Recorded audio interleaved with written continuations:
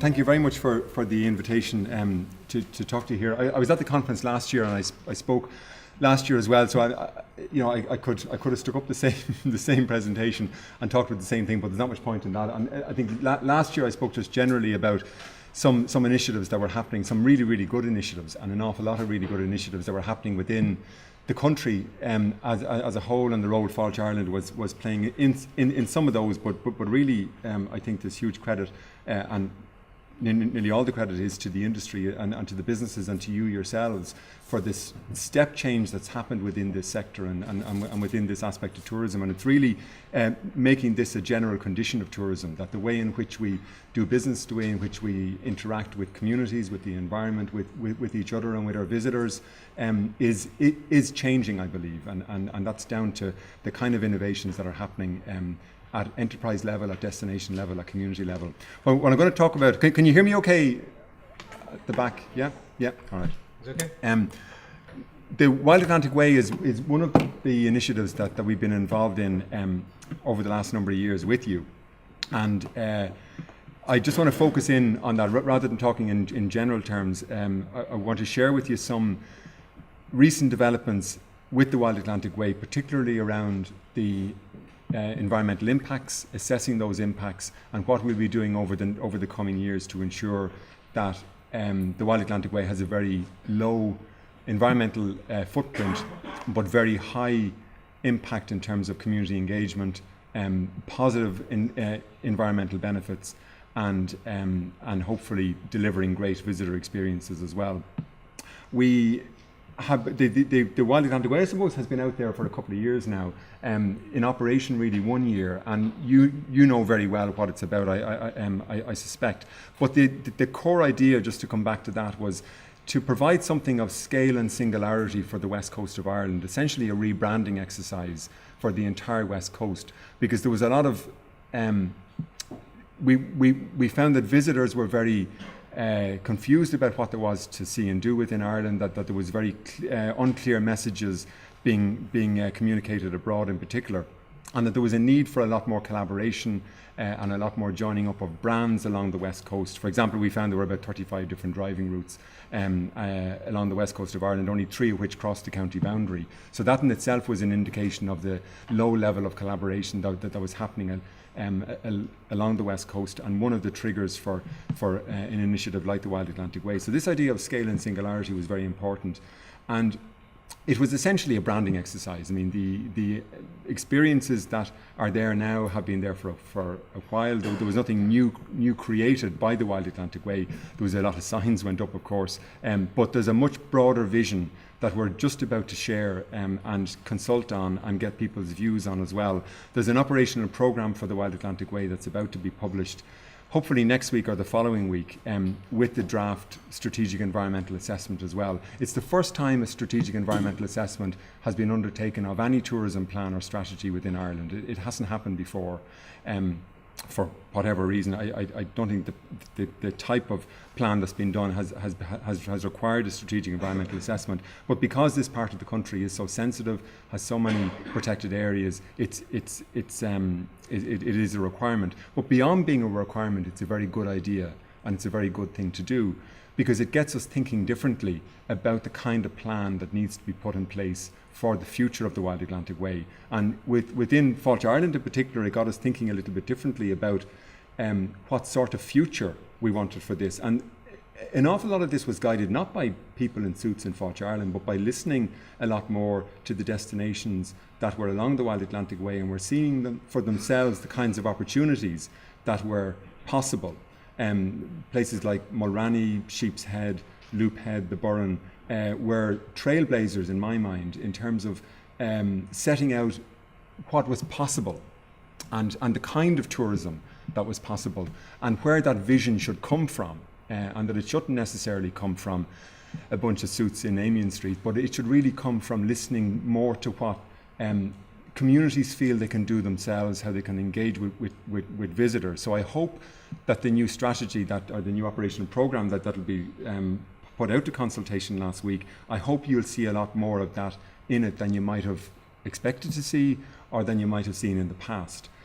We've used a particular framework in putting the operational program together, which is based on the VICE model. It's an acronym for visitor, industry, community and environment. I believe it's changed in recent times, as these acronyms tend to do, but it's essentially just ensuring that in thinking through the future of an initiative like the Wild Atlantic Way, we keep all those interests in balance, or at least try to do so. And we certainly won't get it right in year 1 or year 2 or year 3. And we have to be mindful that it's an ongoing iterative process. I'm minded of the Great Ocean Road, and it's 80 years old, I think, this year or next year, and it still has an ongoing development plan. So it's still looking for ways it can improve and make itself better in terms of the kind of engagements there are with the visitor, with communities and with the environment, and that has to be a process of continual improvement all the time.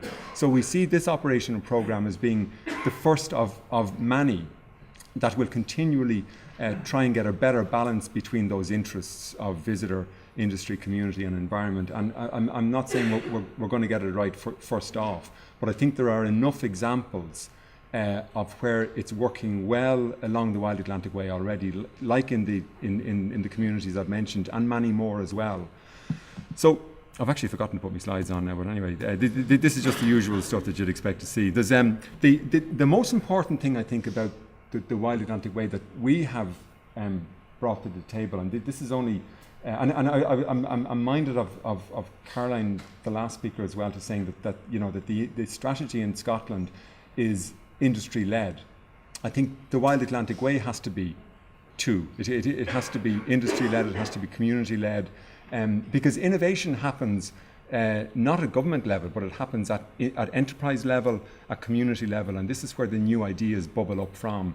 And I think we as a state body have to be more facilitative and act maybe more as a catalyst to help more of that happen, rather than think we can lead from the front in relation to this. I think there's enough good stuff happening and enough. And I'm minded of Killian Murphy from Loophead at the conference last year, saying that Loophead want a particular type of tourism to happen in Loophead. And I think if the Wild Atlantic Way were to enforce a particular type of tourism on the Loophead community or the Burren community or Sheep's Head or wherever it might be, it would be wrong. It would be a mistake, and I think we have to be very, very mindful of that. I think one of the most important things is this little pyramid here. I'm not a marketeer, but there was some black magic happens at some stage in the process where a bunch of marketeers get together and come up with what's called a brand pyramid. It's also called a brand onion and all these types of things. I'm not sure the alchemy that goes into creating something like this, but this is the output anyway. And the most important thing here, I think, are the kind of brand values and the brand personality and the emotional benefits. Because a brand ultimately is just a promise to the consumer. It's saying, well, look, what promise are we making to consumers, to visitors, and also to communities? And what values are at the heart of that promise? And can we deliver on that promise? And can everybody involved with delivering the Wild Atlantic Way, are we capable of delivering on that promise? Probably not yet, to be perfectly honest, but I think we're on a path to getting there and having a much more inclusive and positive type of tourism along the West Coast. But the brand values, if you just look at the words that are used, and these were very carefully chosen words: natural, surprising, challenging, vibrant, authentic, caring. If we can, over the coming years, hand on heart say that the Wild Atlantic Way embodies those values, I think we'll be in a better place, and that's the challenge. It's as simple as that, I think. It certainly won't be easy. It'll be easier for others it'll be more easy for others than some. But I think that's the challenge to Fáilte Ireland, to communities, to destinations, to other stakeholders involved in tourism and engaging with visitors as well. And that's really where we need to be heading.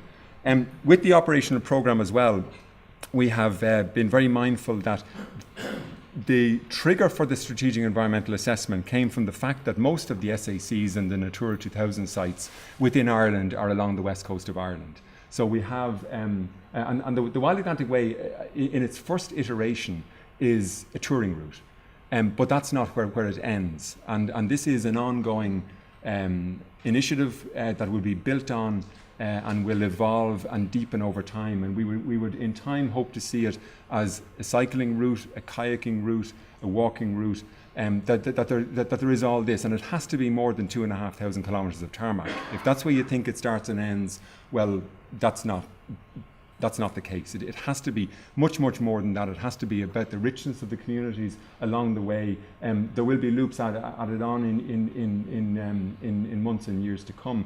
All of this is set out in the operational programme. So it'll be published hopefully next week, and we'd invite you to look at it and pull it apart, and tell us if we've got it wrong. Tell us if we need to improve on things, because I think the future of the Wild Atlantic Way depends on it, and we need to make sure that we get it right.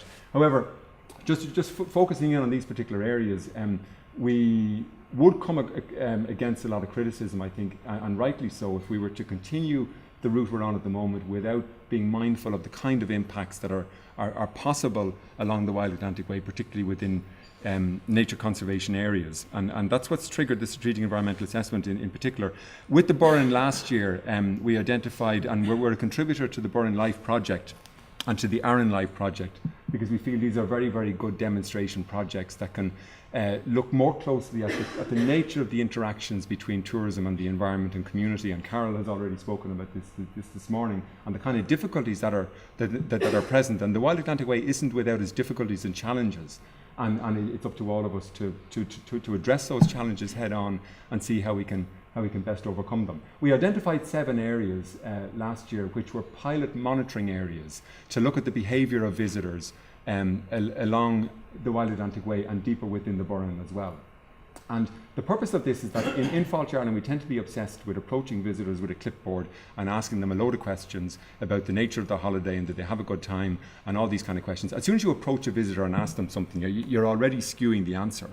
So what we wanted to do was just objectively observe visitors and look at exactly how they were behaving within protected areas. And one of the sites in particular was Fenor Beach.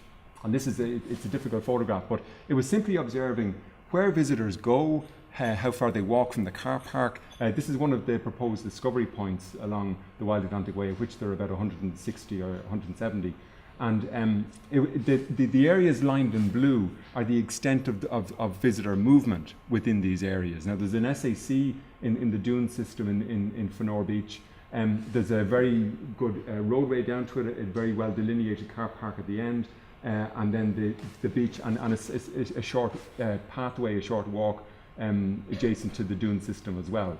We found, and the quadrants are sites of ecological survey, because we were surveying areas where visitors were trampling and comparing them with control areas outside of those to see, well, you know, where visitors were walking, was there any material damage being done to the habitats which were protected.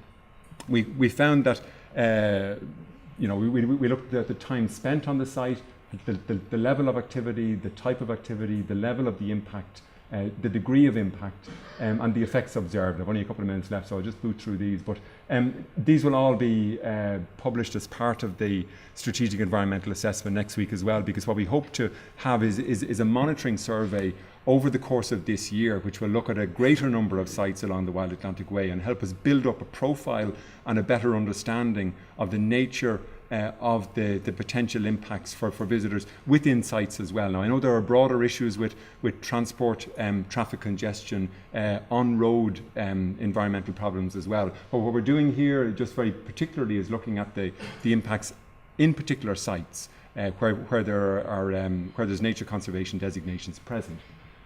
What we found, and this was the number of visitors, so 677 people observed in Fenor Beach over a 2-day period, and the kind of impacts that were happening as well. What we found generally, and what we concluded from that pilot study, and hopefully will be seen out in the future, is that where you have good visitor infrastructure, it's a much better way of managing visitors than if it's not present. Where you have sites that it's not clear where visitors should go, or not clear where they can and can't go, the behaviour tends to be more erratic and subsequently more damaging. Where you have good visitor infrastructure in place, simply car park pathways, well-signed routes as to where they should go. People tend to be quite compliant in that respect and tend not to veer off paths. And you actually get so if we were to ask the question, you know, will an increase in visitor numbers in these sites necessarily result in an increased impact on the nature conservation value of the site? The answer is no, not necessarily. Now, it depends on the nature of the site, the nature of the habitat that's being protected. But what we found from the pilot study so far is that good visitor infrastructure and visitor management has to be part and seen as part and parcel of the conservation management of the site as well. And the absence of management plans, unfortunately, in a lot of these sites doesn't help matters, because there's an assumption that any impact is bad, or any intervention in these sites is bad, which simply isn't the case. And I think they're harmful assumptions to make. So hopefully what we'll do with the Wild Atlantic Way over the coming years with the monitoring programme will give us a much better picture of the nature of impacts, and hopefully plan better for these sites as well. I'll just end with this slide again, because I think it is the touchstone that we in Fáilte Ireland, and hopefully everybody will have in terms of the kind of initiative and the kind of interaction we want to have with visitors, with communities, with businesses, with the public and private sector in developing the Wild Atlantic Way to its full potential. But that potential has to be dictated by you, and we have to listen to that, and hopefully we'll do a lot more of that over the coming years. So I'd invite you in the meantime to, it'll be in the national press anyway, there'll be an announcement made as to when the operational programme and the strategic environmental assessment are published, hopefully next week, and I'd really look forward to hearing your comments back on that and what you think about it. I'll leave it at that. Thanks a lot.